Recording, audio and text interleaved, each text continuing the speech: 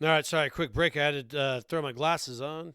All right, so this is a question, and this is from an intake session with a client a little while back, and this is a great question.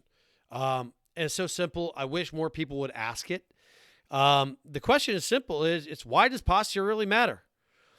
And so I think it's not that obvious because bad posture is so ubiquitous.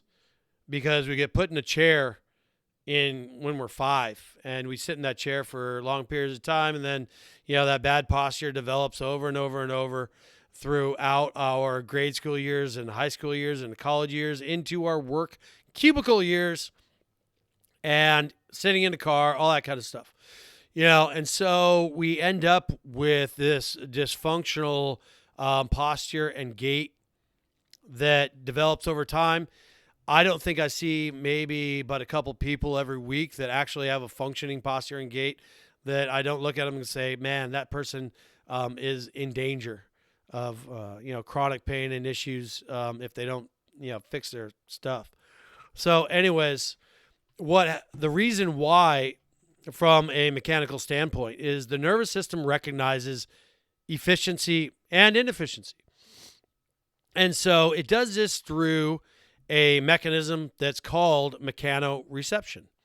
Mechanoreception is how the nervous system works through the muscles and through the tendons and through the fascia, and it detects the tensional relationships of all the joints, and it's a part of the bigger concept of proprioception, which proprioception tells your body's also tells your body's like the its placement in space, whether you're upside down, right side up, lying down, prone, all that kind of stuff. And so we combine those, we combine that. That's mechanoreception as part of proprioception. And so when it detects an inefficiency, then it yields this mechanical pain pattern. And it's because that mechanical pain pattern, that chronic pain pattern, is a protective mechanism against tissue injury, because it's realizing that something isn't effective. And so you can have like grinding of a joint. Like if we have a ball and socket joint, you got the grinding happening in there because it's not in the right position. And so we have this positional awareness, where a muscle will be able to engage positionally. It's called positional engagement. And whether that's engaging properly, we'll end up getting this feedback into the mechanoreceptive system, into the nervous system, to let it know whether it's efficient or not. And so you develop this chronic pain pattern. But also, along with that, is that if we have that inefficiency and we have that grinding and we have that hurting, then we end up causing an overuse pattern or an underuse pattern, depending on the micro trauma that's occurring at that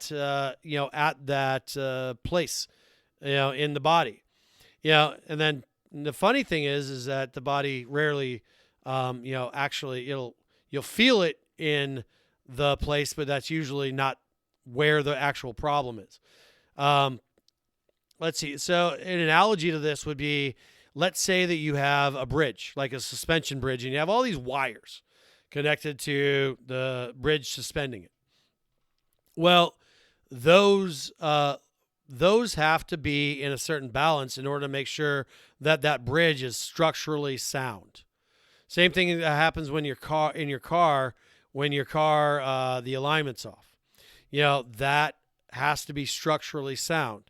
If you have some sort of mechanism to detect whether it's not structurally sound, because if the bridge isn't structurally sound, then it's in danger of either breaking, or the car is in danger of wearing your tires out too quick, or breaking as well, or just having bad gas mileage, all sorts of things.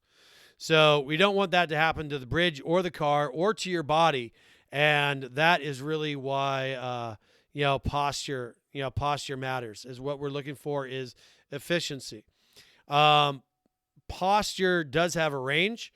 So people with different body types have different posture, but that range should be, that should be within range. We still see patterns that lead us out of that optimal range. And again, I don't see a whole lot of people in optimal range on any given day. So the short, so every person should really probably start off with their posture in any sort of program. So, anyways, folks, thank you very much for joining me for our Root Health Podcast episode today on getting from pain into performance. If you'd like to contact me for any reason, even just a question on the show, then on anything that I said here, go ahead and email me. Email is the best. So email me, and I look forward to hearing from you. Thanks a lot.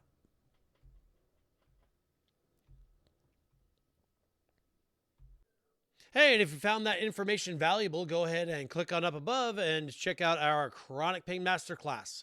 Thanks a lot.